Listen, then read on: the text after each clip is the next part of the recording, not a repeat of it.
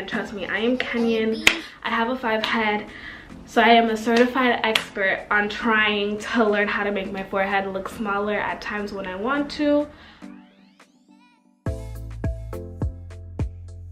Control, so it's called 24-hour colored edges, and I have it in a 1B, which is a natural black. So this is basically colored edge control.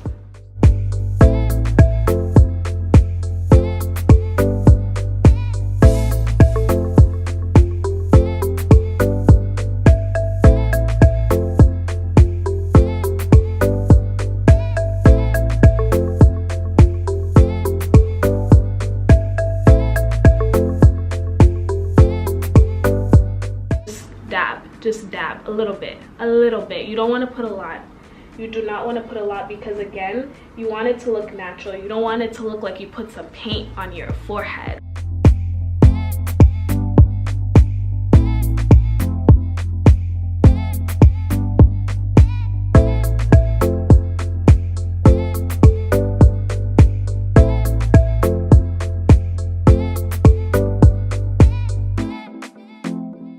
Yeah, but pretty much that's it with this tutorial.